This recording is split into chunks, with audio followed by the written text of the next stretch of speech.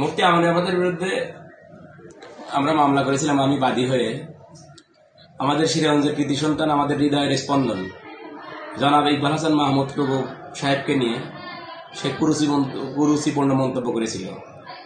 বিধায় জেলা বিএনপির নির্দেশক্রমে আমি বাদী হয়ে মুফতি আমির হামজার বিরুদ্ধে মামলা করি। সেই মামলায় যখন আমি ফাইল করি তখন তার বিরুদ্ধে সমন জারি হয়। সমন পাওয়ার পরেও সারা বাংলাদেশে এটা ব্যাপকভাবে আলোচিত মামলা, তারপরে আজকে উনি হাজির হন নাই।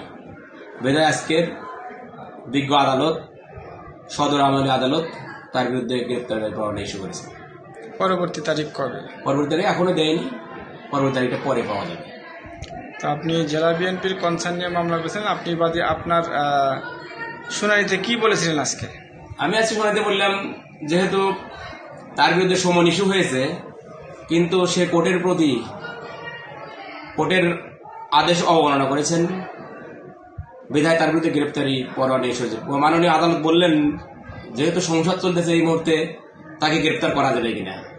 আমি তার উত্তরে বললাম, সংসদ চলা অবস্থায় যদি একজন সংসদ সদস্য গ্রেপ্তার করতে হয় তাহলে স্পিকারের পারমিশন লাগে।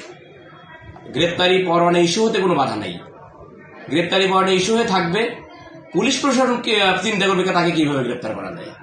পুলিশ প্রশাসন যদি মনে করে স্পিকারের পারমিশনে তাকে গ্রেপ্তার করতে করবে, আর পুলিশ প্রশাসন আইনের যে রুলস আছে সেটা দেখেই পুলিশ প্রশাসন তাকে গ্রেপ্তার করবে। অতএব গ্রেপ্তারি পরোয়ানা ইস্যু হতে কোনো বাধা নেই। পরে আদালত আমাদের কথায় সন্তুষ্ট হয়ে তার বিরুদ্ধে গ্রেপ্তারি পরোয়ানা দিয়েছে। ওকে।